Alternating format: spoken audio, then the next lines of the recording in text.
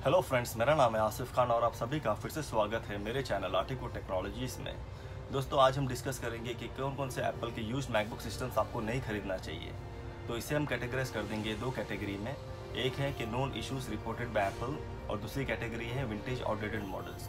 तो पहले हम डिस्कस करेंगे known issues reported by Apple. इस कैटेगरी के अंदर आ जाते हैं बेसिकली 4 लैपटॉप जो है early 2011 15 inch, late 2011 15 inch, mid 2012 15 inch retina और अर्ली 2013 15 इंच रेटिना। इन लैपटॉप के अंदर एप्पल ने जो ग्राफिक चिपसेट इंस्टॉल किया है उनके अंदर इश्यूज आते हैं और ये particular graphic chipset issues replaceable नहीं है बिकॉज ये सोल्डर्ड होते हैं मदरबोर्ड पर। इसका एक ही सोल्यूशन है, कंप्लीट मदरबोर्ड रिप्लेसमेंट। इसीलिए एप्पल ने एक फ्री रिप्लेसमेंट प्रोग्राम निकाला था जिनके अंदर अगर आपको ग्राफिक चिपसेट का इशू आता है तो एप्पल फ्री ऑफ कॉस्ट में पूरा का पूरा मदरबोर्ड आपको चेंज करके देंगे। लेकिन एप्पल ने ये पर्टिकुलर प्रोग्राम स्टॉप कर दिया है दिसंबर 2016 में।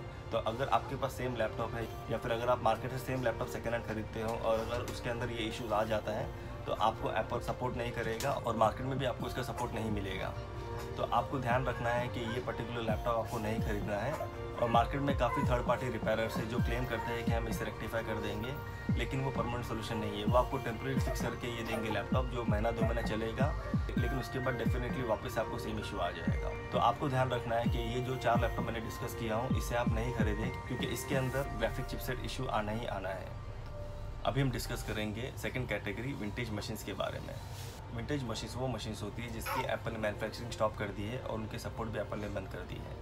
और इसके अंदर आ जाता है 2007 से लेके 2011 तक के मॉडल्स। अगर आपके पास ये मशीन है और अगर वो मशीन चल रही है तो डेटा बैकअप ज़रूर ले लेना उसका। और अगर उनके अंदर कोई भी खराबी आती है तो उनके ऊपर इन्वेस्ट मत करना क्योंकि मार्केट में आपको ओरिजिनल ब्रांड न्यू पार्ट्स नहीं मिलेंगे। अगर आपको मिलेंगे भी तो आपको ओरिजिनल यूज्ड पार्ट मिलेंगे जो अगेन 6 साल 8 साल पुराने रहेंगे। तो इसके लिए आपको ध्यान रखना है कि आपको ये विंटेज मशीन सेकेंड हैंड नहीं खरीदनी है।